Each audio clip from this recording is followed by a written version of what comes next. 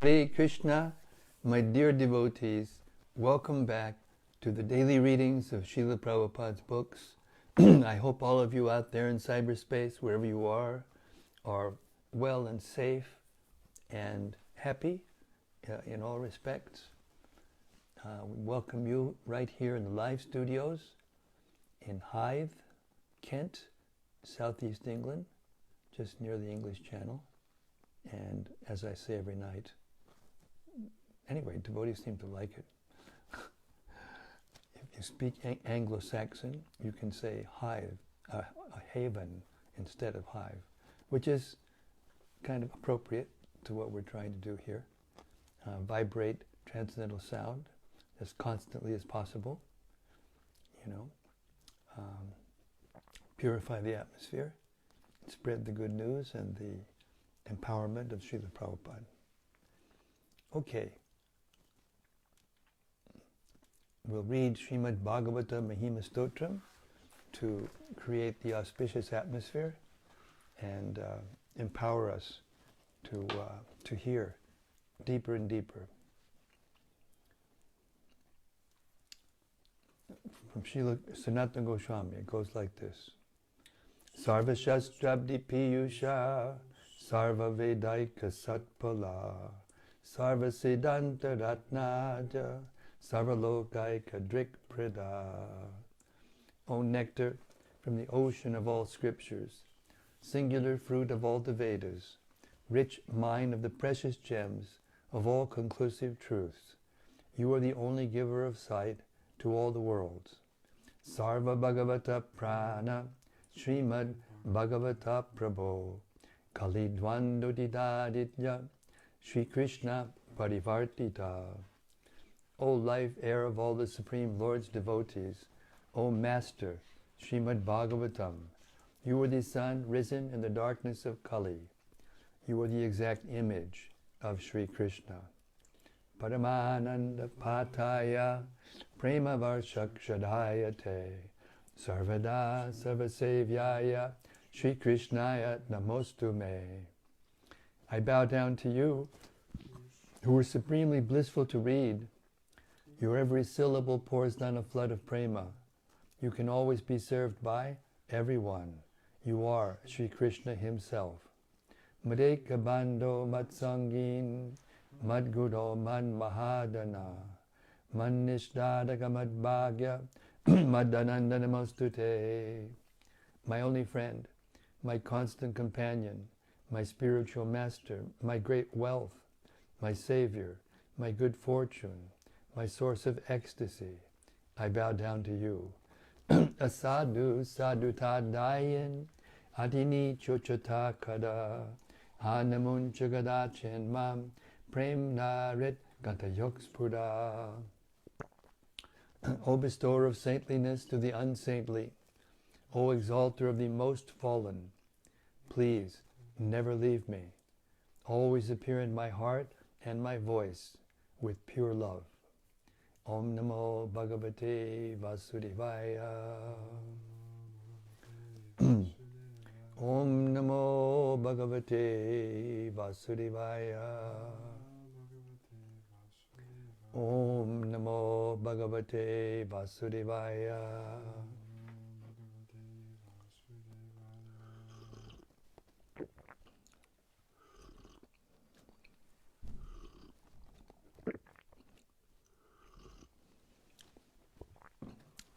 So, Bhagavad-gita As It Is, Chapter 2. Krishna is enlightening Arjuna in the nature of the difference between matter and spirit, the body and the soul, by an analytical study. We're beginning tonight with text 18.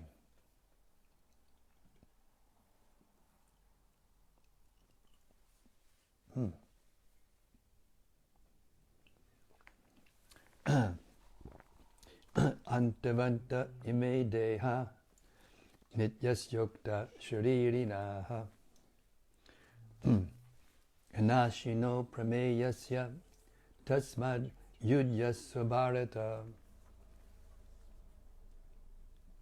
The material body of the indestructible, immeasurable, and eternal living entity is sure to come to an end.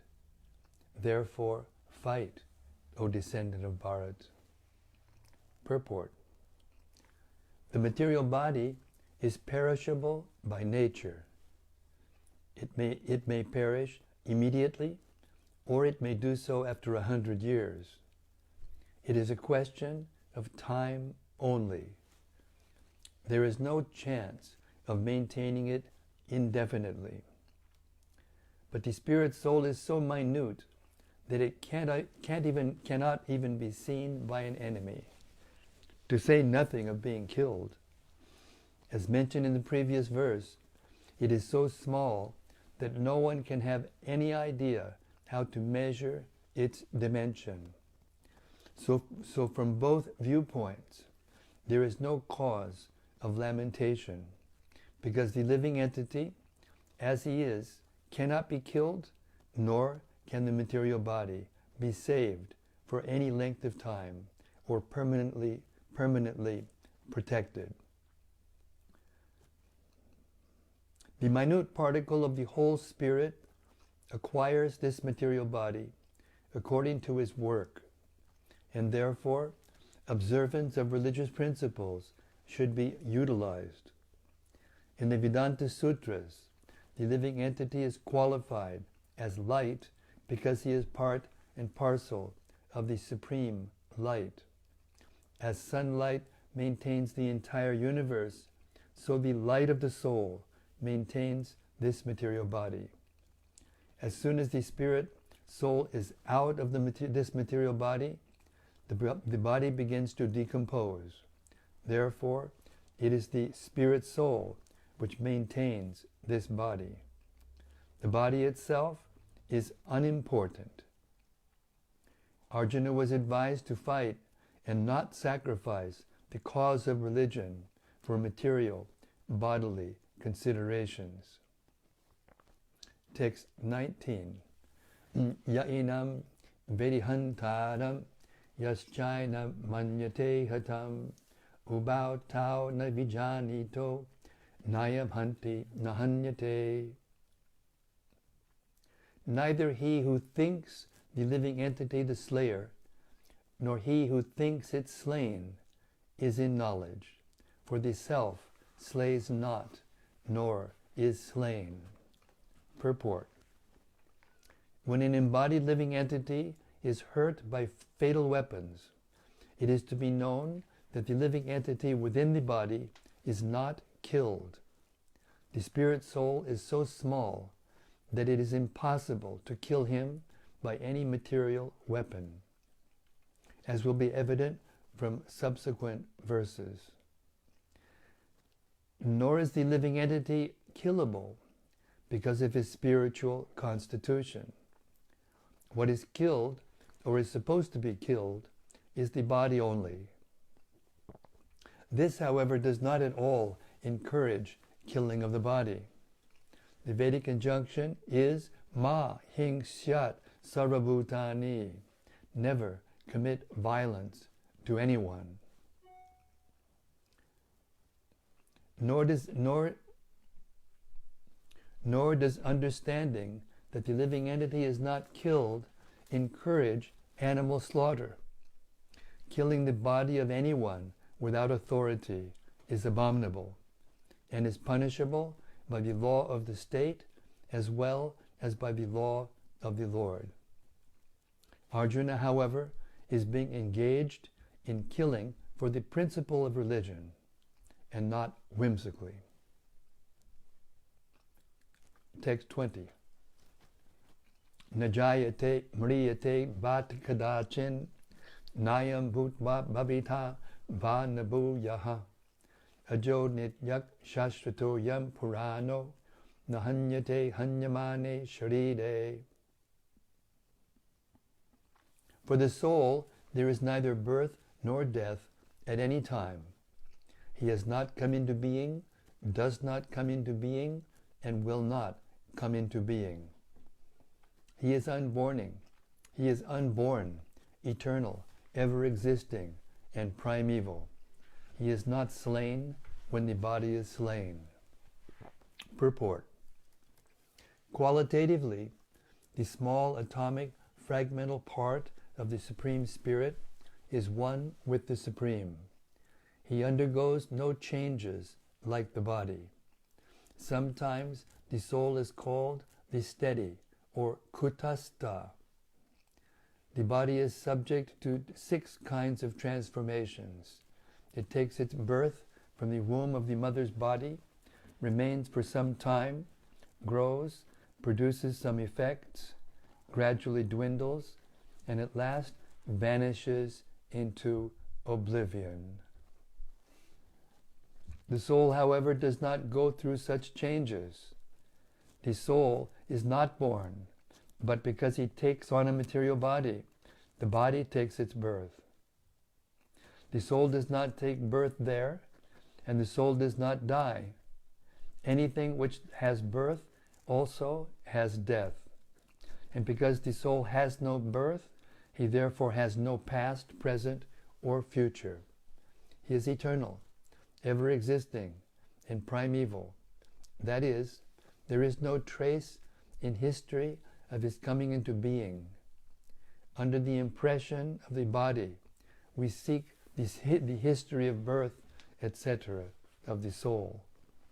The soul does not at any time become old, as the body does. The so-called old man, therefore, feels himself to be in the same spirit as in his childhood or youth. The changes of the body do not affect the soul. The soul does not deteriorate like a tree, nor anything material. The soul has no byproduct either.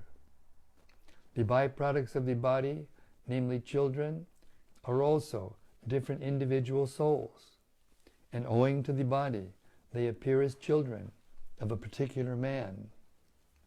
The body develops because of the soul's presence, but the soul has neither offshoots nor change.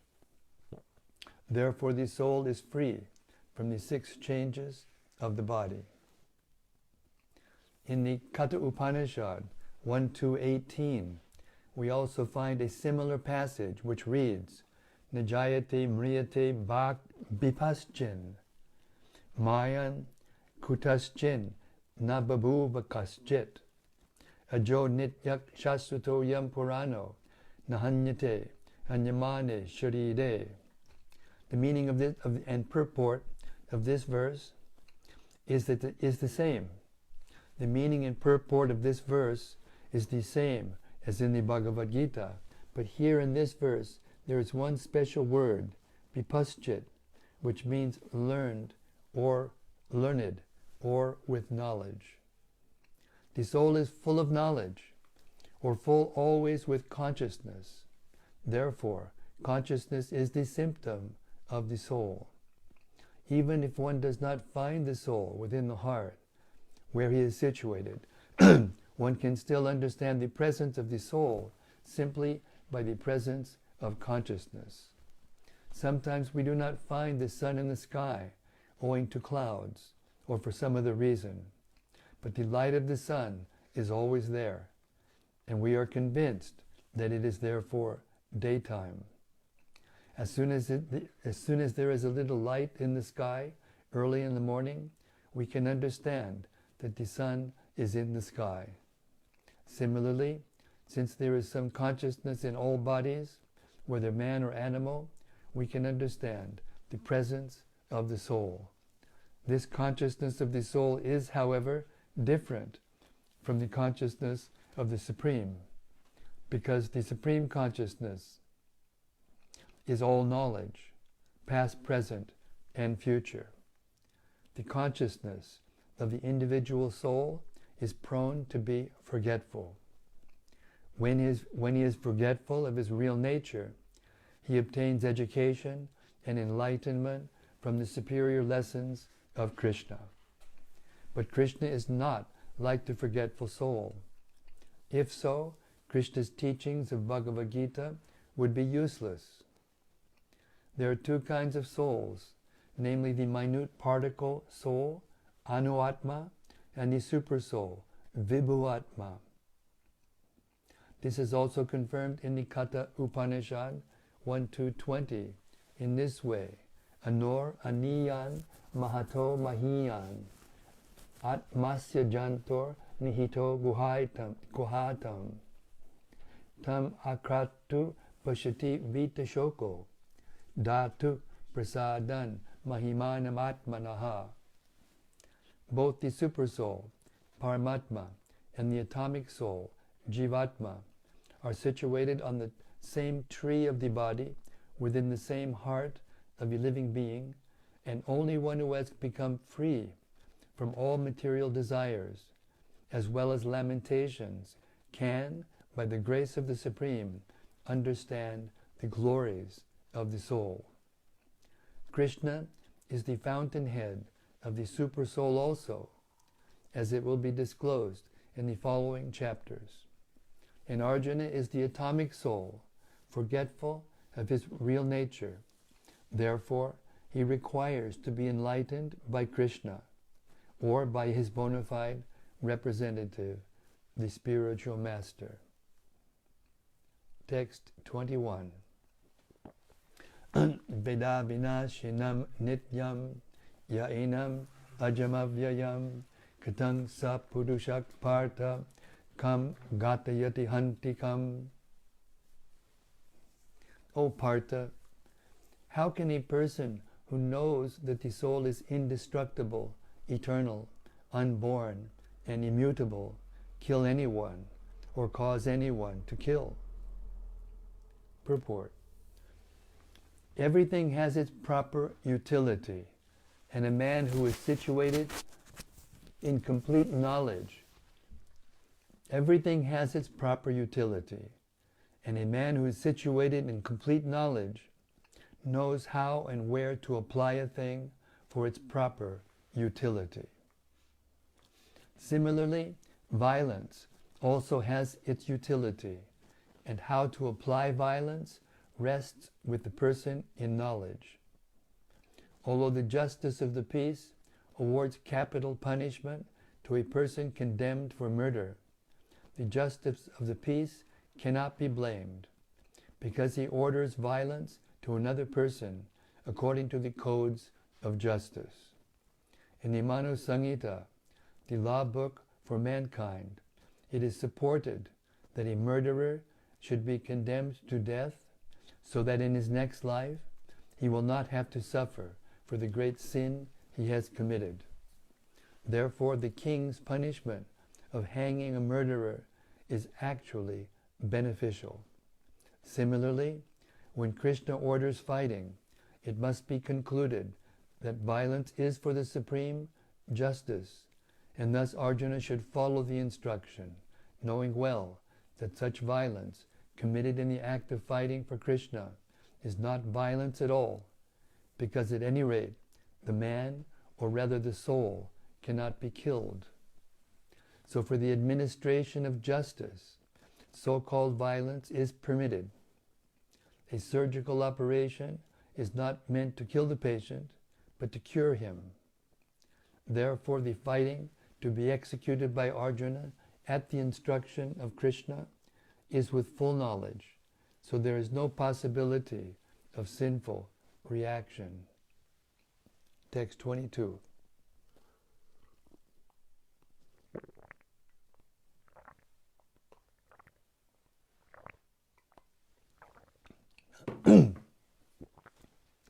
Basangsi jirnani yata vihaya navani grinati nuroparani tatashadidani vihaya jirnani anyani sangyati navani dehi. As a person puts on new garments, giving up the old ones, the soul similarly accepts new bodies, giving up the old and useless ones. Purport. Change of body by the atomic individual soul is an accepted fact. Even the modern scientists, who do not believe in the existence of the soul, but at the same time cannot explain the source of energy from the heart, have to accept continuous changes of body which appear from childhood to boyhood, and from boyhood to youth, and again from youth to old age. From old age, the change is transferred to another body. This has already been explained in the previous verse, 213. Transference of the atomic individual soul to another body is made possible by the grace of the Supersoul. The Supersoul fulfills the desire of the atomic soul as one friend fulfills the desire of another. The Vedas, like the Mundaka Upanishad, as well as the Shvetashvatara Upanishad, compare the soul and the Supersoul to two friendly birds sitting on the same tree. One of the birds, the individual atomic soul, is eating the fruit of the tree, and the other bird, Krishna, is simply watching his friend. Of these two birds, although they are the same in quality, one is captivated by the fruits of the material tree, while the other is simply witnessing the activities of his friend. Krishna is the witnessing bird, and Arjuna is the eating bird. Although they are friends, one is still the master, and the other is the servant. Forgetfulness of this relationship by the atomic soul is the cause of one's changing his position from one tree to another, or from one body to another.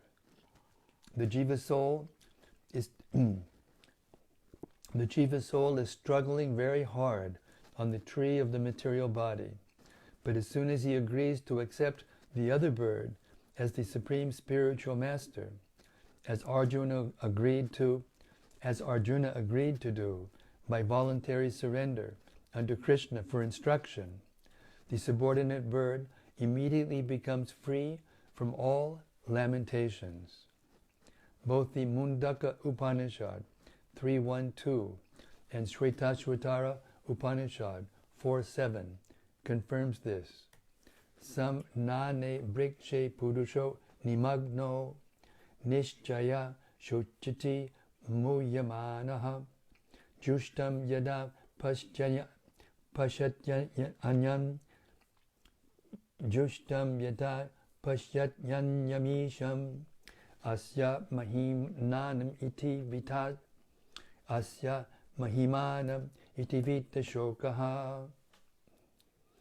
Although the two birds are in the same tree, the eating bird is fully engrossed with anxiety and moroseness as the enjoyer of the fruits of the tree. But if some way or other he turns his face to his friend, who is the Lord and who knows his glories, at once the suffering bird becomes free from all anxieties. Arjuna has now turned his face towards his eternal friend, Krishna, and is understanding the Bhagavad-gita from him. And thus, hearing from Krishna, he can understand the supreme glories of the Lord and be free from lamentation. Arjuna is advised herewith by the Lord not to lament for the bodily change of his old grandfather and his teacher. He should rather be happy to kill their bodies in the righteous fight, so that they may be cleansed at once of all reactions from various bodily activities. One who lays down his life on the sacrificial altar or on the proper battlefield is at once cleansed of bodily reactions and promoted to a higher status of life. So there was no cause for Arjuna's lamentation. Text 23. Nainam chindanti shastrani, nainam dahati pavakaha, nachainam kliriyat yapo, na shoshayati marutaha. The soul can never be cut to pieces by any weapon, nor burned by fire, nor moistened by water, nor withered by the wind. Purport. All kinds of weapons, swords, flame weapons, rain weapons, tornado weapons, etc., are unable to kill the spirit soul. It appears that there were many kinds of weapons made of earth, water, air, ether, etc., in addition to the modern weapons of fire. Even the nuclear weapons of the modern age are classified as fire weapons, but formerly there were other weapons made of all different types of material elements. Fire weapons were counteracted by water weapons, which are now unknown to modern science. Nor do modern scientists have knowledge of tornado weapons.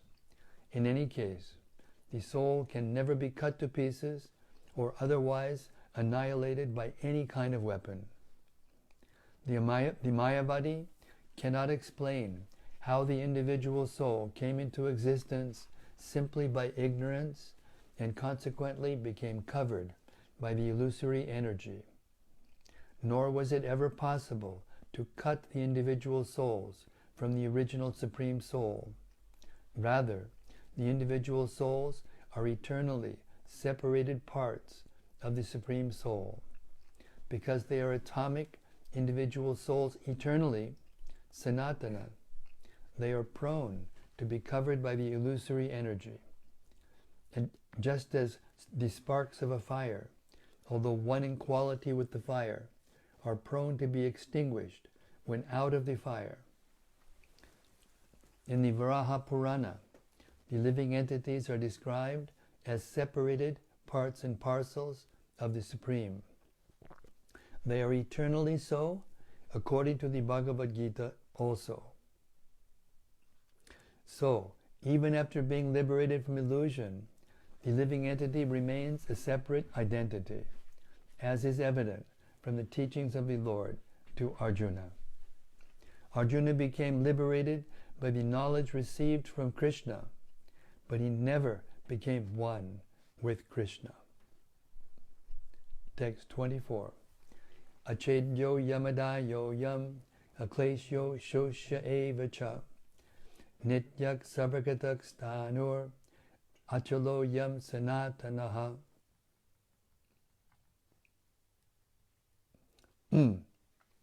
This individual soul is unbreakable and insoluble. It can neither be burned. This individual soul is unbreakable and insoluble, and can be neither burned nor dried. He is everlasting, present everywhere, unchangeable, immovable, and eternally the same. Purport. All these qualifications of the atomic soul definitely prove that the individual soul is eternally the atomic particle of the spirit whole, and he remains the same atom eternally, without change. The theory of monism is very difficult to apply in this case, because the individual soul is never expected to become one homogeneously.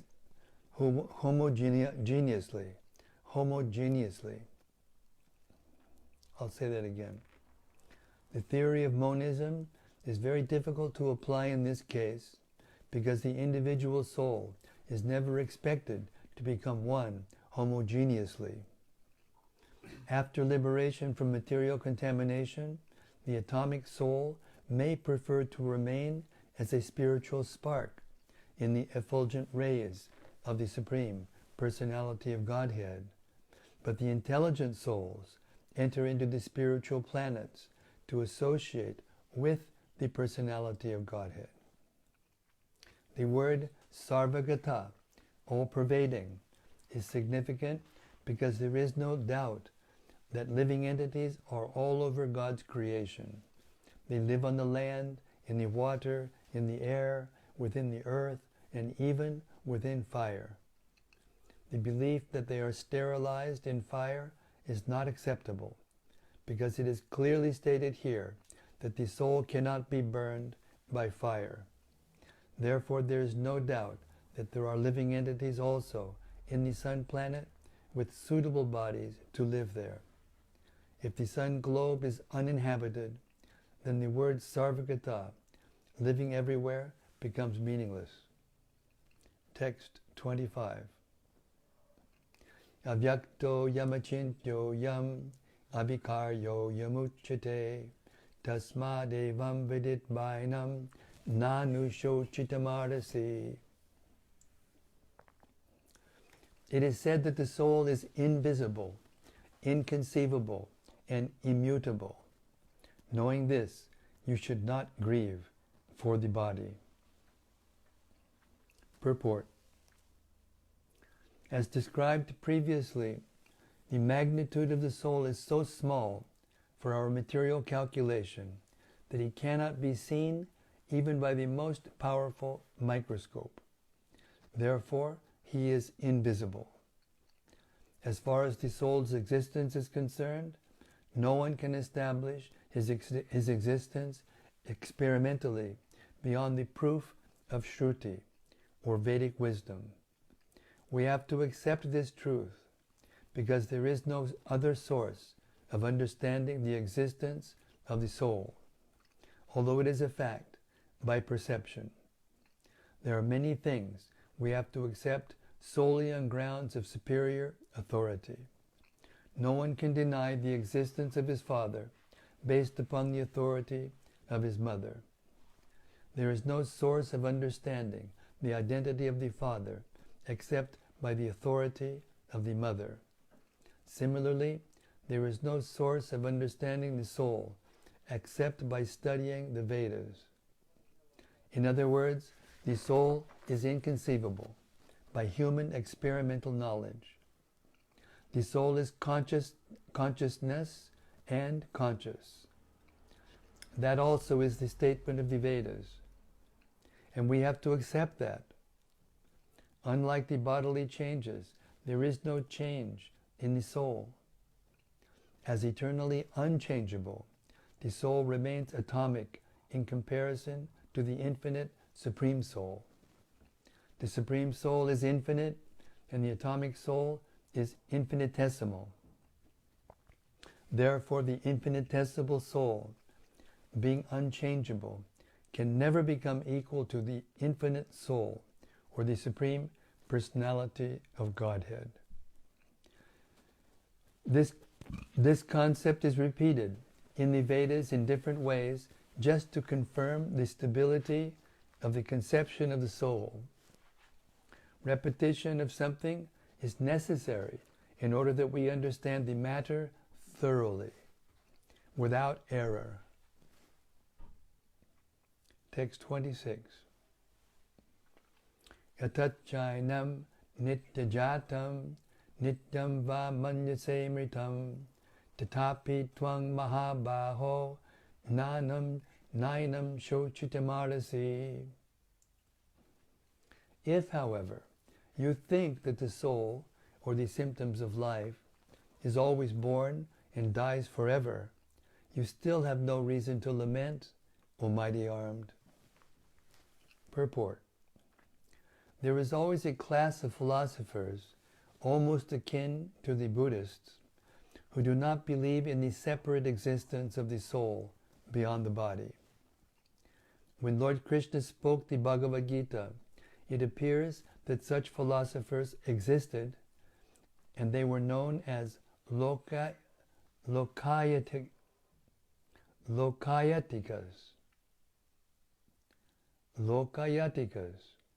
and Vaibhashikas. Such philosophers maintain their life symptoms. Such philosophers maintain that life symptoms take place at a certain mature condition of material combination. The modern material scientist and materialist philosophers also think similarly. According to them, the body is a combination of physical elements, and at a certain stage of life, symptoms develop by interaction of the physical and chemical elements. The science of anthropology is based on this philosophy. Currently, many pseudo-religions, now becoming fashionable in America, are also adhering to this philosophy, as are the nihilistic, non-devotional Buddhist sects. Even if Arjuna did not believe in the existence of the soul, as in the Vaibhashika philosophy, there would still have been no cause for lamentation. No one laments for the loss of a certain bulk of chemicals and stops discharging his prescribed duty. On the other hand, in modern science and scientific warfare, so many tons of chemicals are wasted for achieving victory over the enemy. According to the Vaibhashika philosophy, the so-called soul or Atma vanishes along with the deterioration of the body. So in any case, whether Arjuna accepted the Vedic conclusion that there is an atomic soul, or he did not believe in the existence of the soul, he had no reason to lament. According to this theory, since there are so many living entities generating out of matter every moment, and so many of them are being vanquished every moment, there is no need to grieve for such incidents. If there were no rebirth for the soul, Arjuna had no reason to be afraid of being affected by sinful reactions due to his killing his grandfather and teacher. But at the same time, Krishna sarcastically addressed Arjuna as Mahabahu, mighty armed, because he at least did not accept the theory of the Vaibhashikas, which leaves aside the Vedic wisdom. As a Kshatriya, Arjuna belonged to the Vedic culture, and it behooved him to continue to follow its principles. Text 27. Jatasya hi dhruvo mrityur dhruvam janmamritasya cha tasmat apariharyarte natvam shochitamarasi. One who has taken his birth is sure to die, and after birth, one is sure to take birth again. Therefore, in the unavoidable discharge of your duty, you should not lament. Purport. One has to take birth according to one's activities of life, and after finishing one term of activities, one has to die to take birth for the next.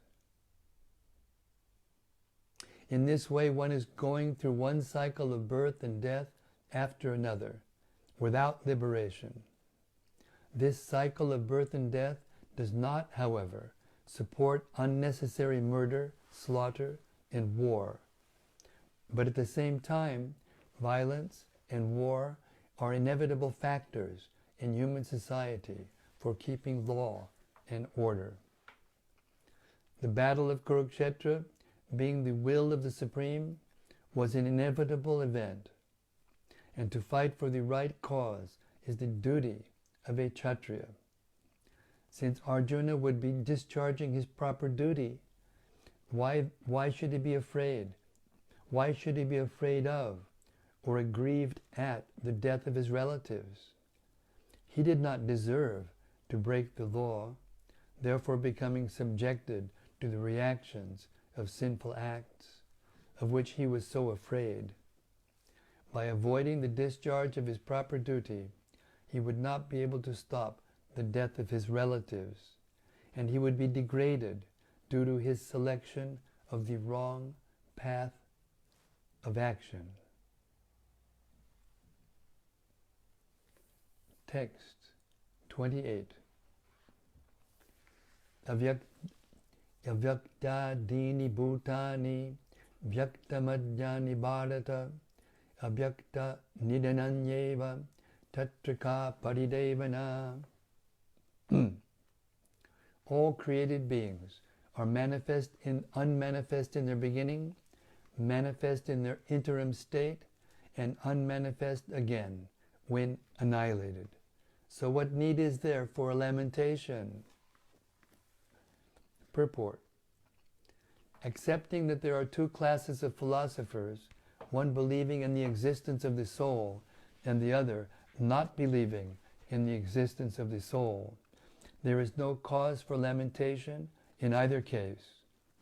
Non-believers in the existence of the soul are called atheists by followers of Vedic wisdom. Yet even if for argument's sake we accept this atheistic theory, there is still no cause for lamentation. Apart from the separate existence of the soul, the material elements remain unmanifested before creation. From this subtle state of non-manifestation comes manifestation. Just as from ether, air is created. From air, fire is generated. From fire, water is generated. And from water, earth becomes manifested. From the earth, many varieties of manifestations take place.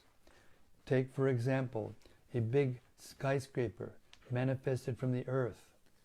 When it is dismantled, the manifestation becomes again unmanifested and remains as atoms in the ultimate stage.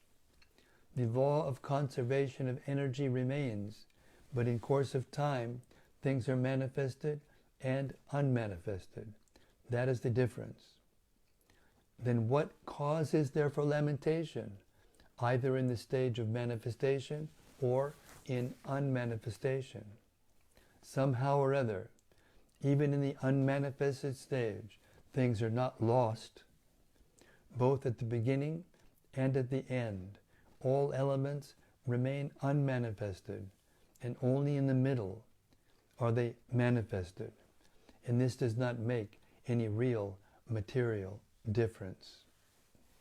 And if we accept the Vedic conclusion, as stated in the Bhagavad-gita, that these material bodies are perishable in due course of time, antavante ime deha, but that the soul is eternal, nityasyokta sharirinaha, then we must remember always that the body is like a dress. Therefore, why lament the changing of a dress? The material body has no factual existence in relation to the eternal soul. It is something like a dream. In a dream, we may think of flying in the sky or sitting on a chariot as a king, but when we wake up, we can see that we are neither in the sky nor seated on the chariot. Vedic wisdom encourages self-realization on the basis of the non-existence of the material body. Therefore, in either case, whether one believes in the existence of the soul or one does not believe in the existence of the soul, there is no cause for lamentation of the body. And we'll stop right there. It's 8 o'clock, 8:03. And it's a good stopping place. The next verse describes how foolish we are for not understanding the soul. So we'll stop here. Hare Krishna. If there's any reflections or points that have stuck in the mind and one wants to hear more about, please be our guest.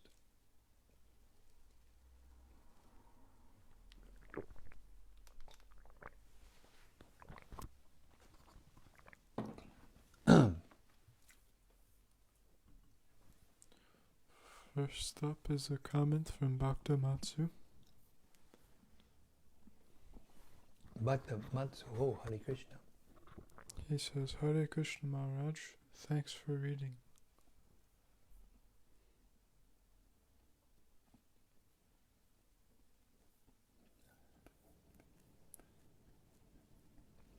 You're welcome. It's my pleasure, as always.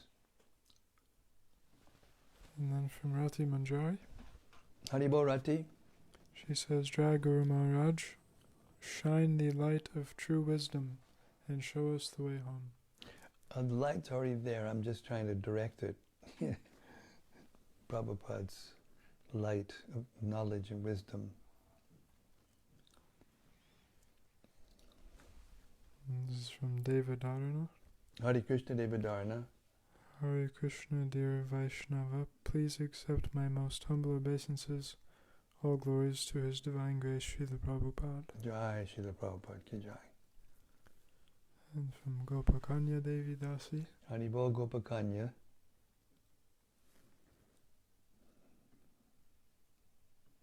She says, Jai Maharaj, Hare Krishna.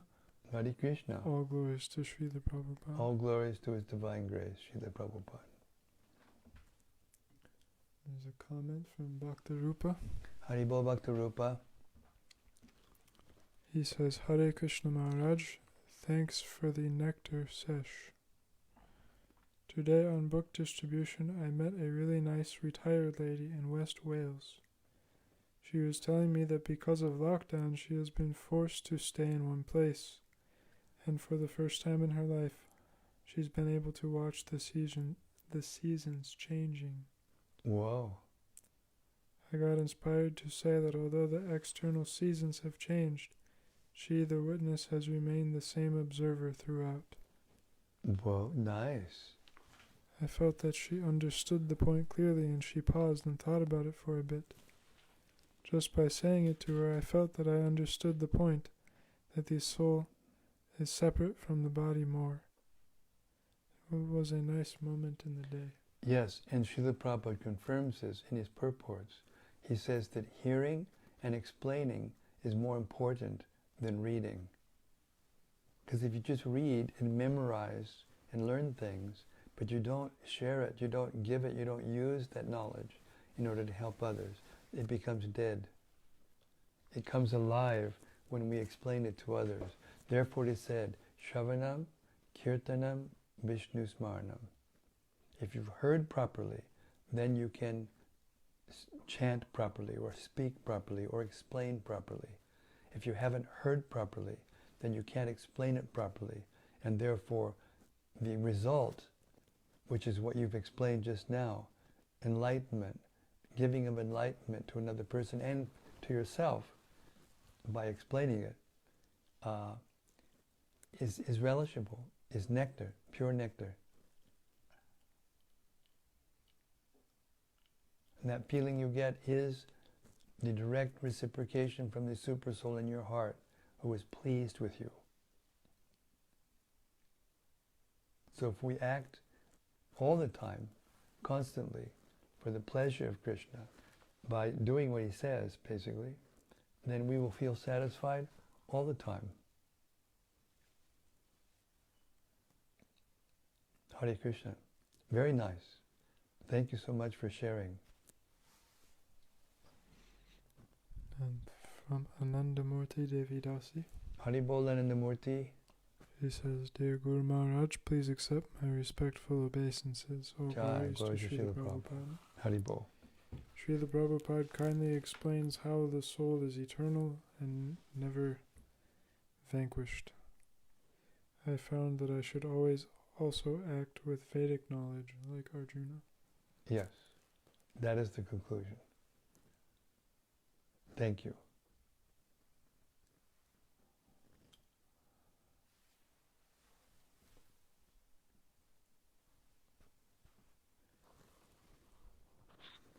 Hare Krishna, everyone.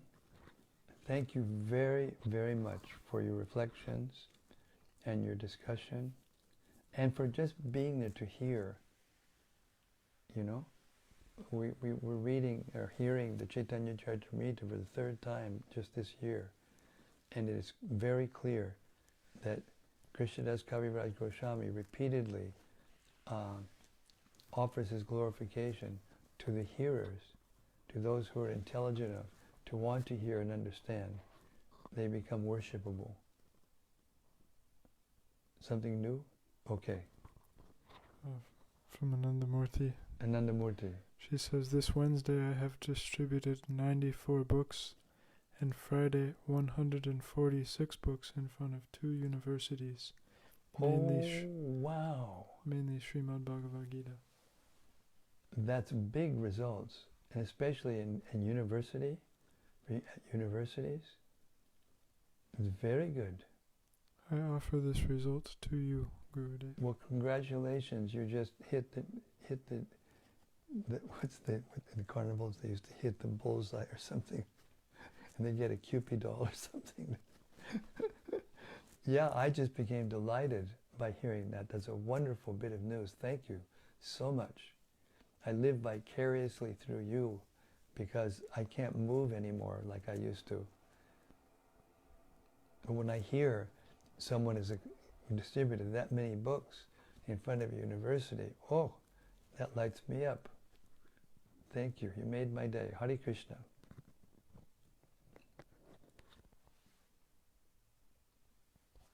Thank you very much. Bhagavad-gita As It Is, Ki Jai. Samaveda Bhaktivedanta Ki Jai. All glories to the assembled devotees. Gaura Premanandi Hari Hari Bo. All right. See you tomorrow night, same time, same place, same topic.